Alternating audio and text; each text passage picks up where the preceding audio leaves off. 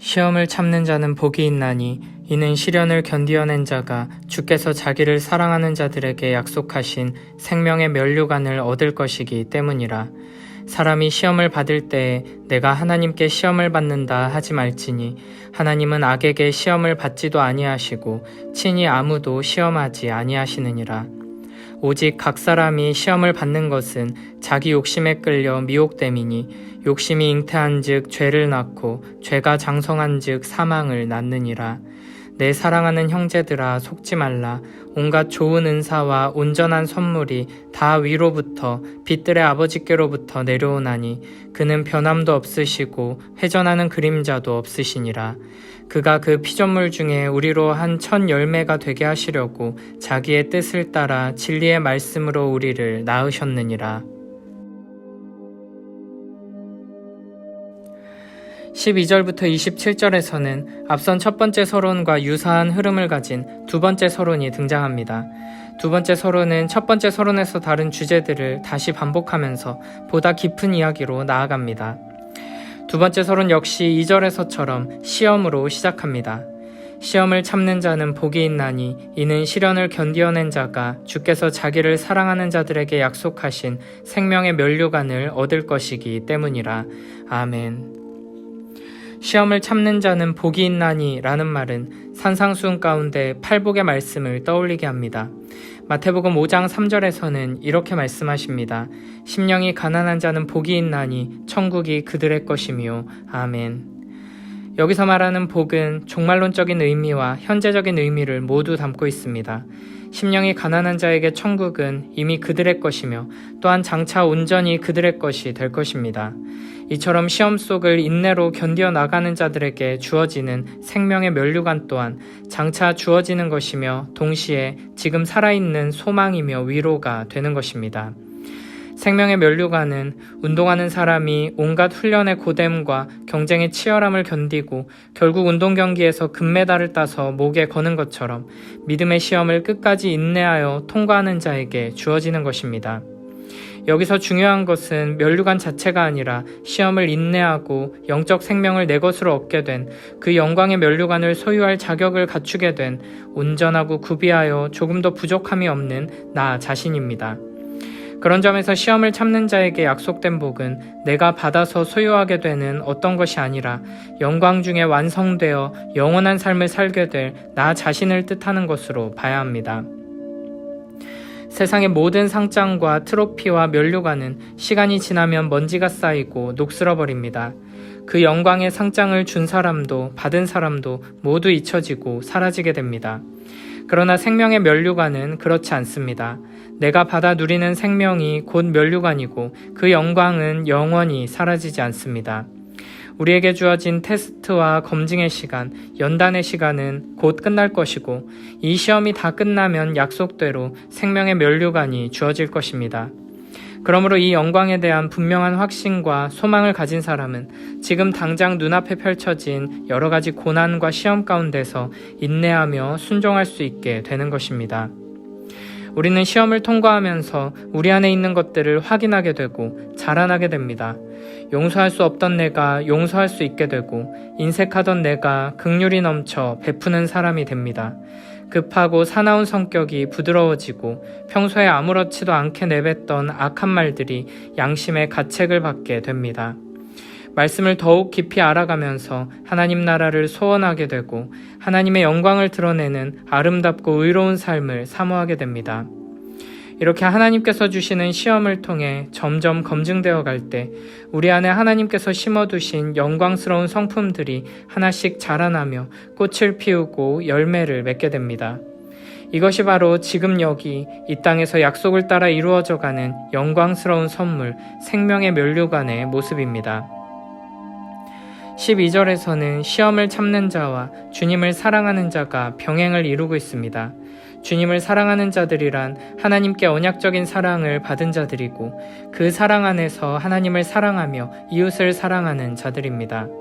그런 점에서 여러 가지 시험을 만나도 기쁘게 여기며 믿음으로 인내하는 자들은 곧 하나님 사랑 안에 머물면서 하나님을 사랑하고 이웃을 사랑하는 삶을 살아가는 자들이라고 할 수 있습니다. 13절에서는 이렇게 말씀하십니다. 사람이 시험을 받을 때에 내가 하나님께 시험을 받는다 하지 말지니 하나님은 악에게 시험을 받지도 아니하시고 친히 아무도 시험하지 아니하시느니라. 아멘.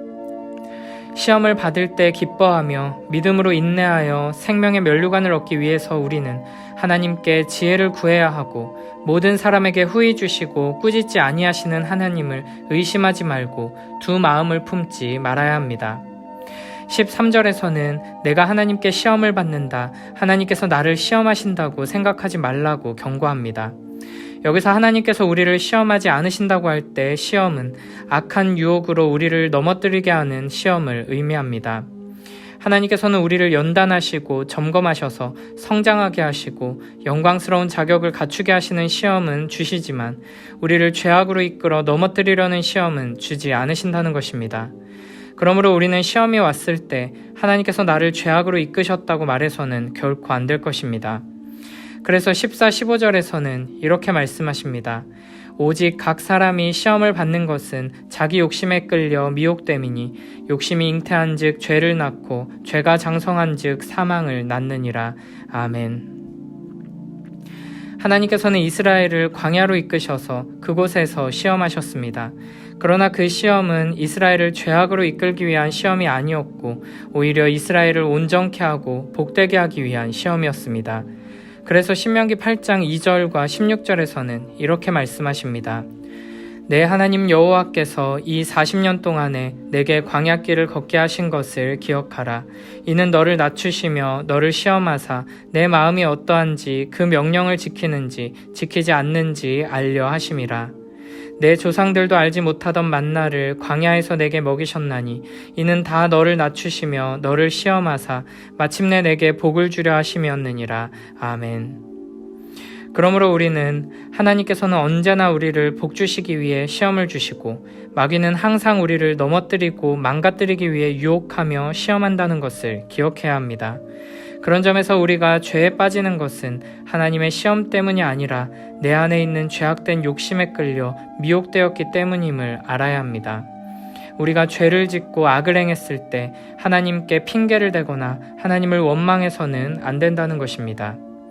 창세기 3장에 보면 뱀의 사악한 유혹에 넘어가 선악과를 따먹은 아담은 하나님의 책망 앞에서 하나님이 주셔서 나와 함께 있게 하신 여자 때문이라고 핑계를 댑니다. 그런데 이 말을 자세히 살펴보면 하나님께서 여인을 주셨기 때문에 벌어진 일이니 하나님 탓이라는 의미를 담고 있습니다. 이것이 바로 완악한 인간의 배은망덕한 모습입니다. 인간은 하나님을 배반하며 죄를 지으면서도 오히려 하나님께 핑계를 대고 하나님을 원망하는 어리석고 악한 자들입니다. 하나님께서는 우리가 선악과를 먹나 안 먹나 시험하시려고 에덴 동산에 선악을 알게 하는 나무를 두신 것이 아니었습니다. 선악과는 하나님의 사랑의 징표로, 언약의 징표로 주신 것입니다. 그러므로 인간은 선악과를 볼 때마다 하나님의 사랑을 확인하며 더욱 감사하며 순종했어야 합니다. 그러나 그 아름답고 귀한 것을 원수마귀가 유혹의 수단으로 삼아 우리를 공격한 것입니다.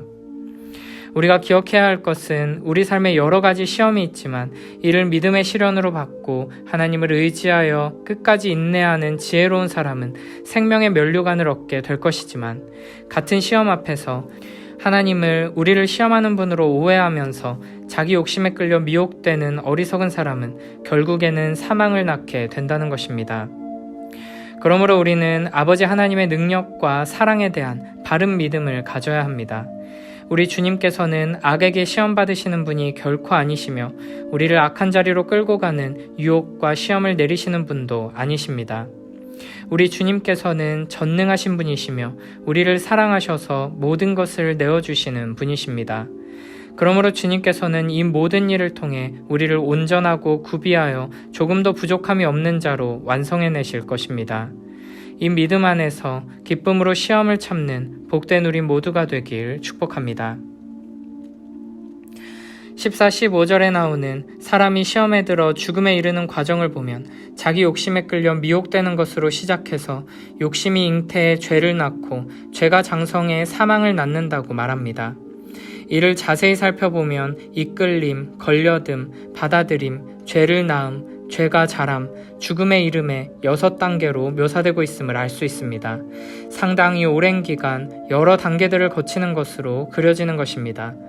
이렇게 유혹을 받자마자 곧 죽게 되는 것이 아니라 상당한 과정들을 거치게 된다는 것은 신자가 시험에 들려 하는 그 시작 단계에서부터 죽음에 이르기까지 참으로 오랜 기간 여러 차례 돌아설 수 있는 회개의 기회가 주어진다는 것을 암시합니다. 우리는 시험에 넘어가자마자 즉시 죽는 것이 아닙니다. 이것이 유혹의 실체이기도 하고 동시에 시험 속에 숨어있는 하나님의 놀라운 은혜이기도 합니다. 그러므로 우리는 시험에 들었어도 돌아설 기회가 차고 넘친다는 것을 기억하며 하나님의 기다리심과 기회 주심을 놓치지 말고 속히 회개하여 하나님께로 돌이켜야 할 것입니다. 야고보는 16절에서 속지 말라고 경고하는데 하나님에 대해서 의심하게 만들고 두 마음을 품게 만들고 마치 하나님께서 악에게 시험을 받으시거나 우리를 시험하시는 것처럼 착각하게 만드는 이 세상의 악한 소리들에 그리고 우리 내면에서 들려오는 악한 소리들에 속지 말라는 것입니다. 그러면서 17절에서는 하나님의 어떤 분이신지를 소개합니다. 온갖 좋은 은사와 온전한 선물이 다 위로부터 빛들의 아버지께로부터 내려오나니 그는 변함도 없으시고 회전하는 그림자도 없으시니라. 아멘. 첫 번째로 하나님께서는 온갖 좋은 은사와 온전한 선물을 우리에게 주시는 하나님이십니다. 우리는 이 세상이 우리에게 주는 것들에 시선을 빼앗길 때가 많습니다. 그러나 세상이 우리에게 주는 것은 결국에는 우리를 망하게 하는 것들입니다. 그러나 하나님께서 우리에게 주시는 것은 우리를 복되게 하고 선하게 하고 아름답게 하고 살려내는 것들입니다. 그래서 요한복음 10장 10절에서는 이렇게 말씀하십니다. 도둑이 오는 것은 도둑질하고 죽이고 멸망시키려는 것뿐이요 내가 온 것은 양으로 생명을 얻게 하고 더 풍성히 얻게 하려는 것이라. 아멘. 우리는 하나님께서 우리에게 얼마나 선한 것들을 풍성하게 주시는 분이신지를 항상 기억해야 합니다. 온 세상이 하나님의 따뜻한 사랑과 지혜의 선물이며 하나님께서는 어제도 오늘도 내일도 계속해서 풍성하게 주시는 분이십니다. 우리 삶의 모든 필요를 풍성하게 채워주시며 매일매일 부족함 없이 채우시는 하나님을 분명히 알고 믿고 경험하며 살아가는 복된 우리 모두가 되길 축복합니다. 두 번째로 하나님께서는 변함도 없으시고 회전하는 그림자도 없으신 빛들의 아버지이십니다. 이는 하나님께서 모든 탁월함과 최고의 위엄을 가지신 분이시며 모든 영적인 영광의 빛을 우리에게 주시는 분이시고 그분께는 어두움, 곧 거룩하지 못한 것이 조금도 없으시다는 뜻입니다. 이 세상은 항상 부족하고 제한적이어서 늘 시기와 다툼과 경쟁이 있습니다. 그리고 이 세상에서 얻는 것들은 모두 변합니다. 그래서 처음에는 만족을 주는 것 같다가도 곧 부족함을 드러내게 됩니다. 하지만 풍성하게 주시는 빛들의 아버지께서는 변하거나 변질되는 것이 없고 아무런 속임도 없습니다. 그러므로 우리가 만약 시험에 들어 죄 가운데서 자신의 욕망을 따라 잘못된 방식으로 채우려고 한다면 온전한 만족을 누리지 못하게 될 것입니다. 그러나 주님께서 주시는 것을 받아 우리의 인생을 채운다면 하나님의 선물은 우리를 속이지도 않고 변질되지도 않고 오래도록 한결같은 만족을 주며 풍성한 생명의 은혜를 더하게 할 것입니다. 마지막 18절에서는 이렇게 말씀하십니다. 그가 그 피조물 중에 우리로 한 첫 열매가 되게 하시려고 자기의 뜻을 따라 진리의 말씀으로 우리를 낳으셨느니라. 아멘. 14, 15절에서 사람이 유혹에 이끌려 죄에 빠지고 결국 사망에 이르는 과정을 생명의 잉태와 성장 그리고 출산의 이미지로 표현한 것처럼 18절에서는 하나님께서 그 뜻을 품으셔서 진리의 말씀으로 우리를 낳으셨고 우리로 하여금 그분이 지으신 바의 첫 열매가 되게 하셨다고 말합니다. 사람은 정욕을 품어 잘못된 방향으로 나아가는 시험에 들고 곧 죄를 낳고 사망을 낳는 데에 이르게 됩니다. 하지만 하나님께서는 그 뜻을 품으셨는데 그 결과로서 우리를 낳으셨습니다. 죄와 사망으로 나아갈 수밖에 없었던 우리를 위해 하나님께서 그 선하신 뜻과 은혜로운 일하심으로 말미암아 우리를 낳으신 것입니다. 그러므로 우리는 매일매일의 삶 속에서 더욱 하나님의 말씀을 굳게 붙들고 매 순간마다 하나님의 지혜를 구하며 믿음의 실현 가운데 인내를 이루어내며 죄와 사망이 아닌 의와 생명을 나타내야 할 것입니다. 오늘 본문에서는 시험을 참는 자에게 복이 있다고 선포하면서 하나님에 대해 속지 말라고 권면했습니다. 우리는 어리석고 연약해서 고통 가운데 있을 때 하나님께서 나를 버리신 것이 아닌가 하고 오해할 때가 있습니다. 물론 우리가 처한 상황과 환경이 하나님께서 더 이상 나를 돕지 않으신다, 나를 사랑하지 않으신다라고 말하는 것처럼 보이거나 하나님께서 더 이상 나를 도우실 능력이 없으신 것처럼 보일 수도 있습니다.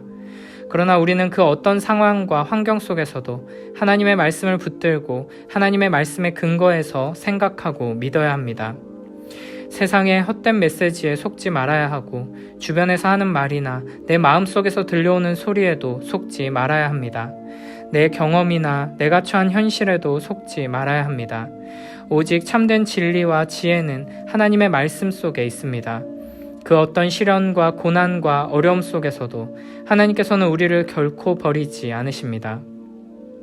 그러므로 우리는 마치 내가 하나님께 버림받은 것 같은 느낌이 들 때 이 믿음 위에 굳게 서기 위해 예수 그리스도의 십자가를 바라봐야 합니다. 그 십자가 위에서 우리 주 예수 그리스도께서 우리를 대신해 아버지 하나님께 버림받으셨습니다. 십자가 위에서 예수님께서는 나의 하나님 어찌하여 나를 버리셨나이까 라고 부르짖으셨습니다. 시험 가운데 괴로울 때, 고통으로 신음할 때 우리는 예수 그리스도의 십자가를 바라봐야 합니다. 그곳에 내 고통을 외면한다고 오해해서 원망했던 그분께서 매달려 계십니다. 나에게 고난을 주고 시련을 내린다고 오해해서 미워하는 마음으로 외면했던 그분께서 나의 모든 고통을 짊어지고 매달려 나를 대신해 아버지 하나님께 외면받고 계십니다. 주님께서는 우리의 모든 고통을 다 아십니다. 그리고 우리와 함께 고통 속에 계십니다. 그리고 결국에는 우리를 이 고통에서 건져내실 것입니다. 주님께서 죽음을 이기시고 영광 중에 부활하셨듯이 우리도 주님과 함께 일어나게 될 것입니다. 그러므로 우리는 결코 우리를 버리지 않으시는 주님을 끝까지 붙들고 의지하며 바라봐야 할 것입니다. 히브리서 2장 18절에서는 이렇게 말씀하십니다. 그가 시험을 받아 고난을 당하셨은즉 시험 받는 자들을 능히 도우실 수 있느니라. 아멘. 로마서 8장 26절에서는 이렇게 말씀하십니다. 이와 같이 성령도 우리의 연약함을 도우시나니 우리는 마땅히 기도할 바를 알지 못하나 오직 성령이 말할 수 없는 탄식으로 우리를 위하여 친히 간구하시느니라. 아멘. 주님께서는 우리의 시험 한가운데에서 우리의 고통 한가운데에서 우리보다 더 깊은 탄식으로 탄식하시며 우리와 함께 하십니다. 우리의 모든 아픔에 참여하시고 우리보다 더 간절히 간구하십니다. 그러므로 우리는 시험에 들었을 때 하나님을 오해하지 말고 인내를 온전히 이루어 주님의 영광을 드러내야 할 것입니다.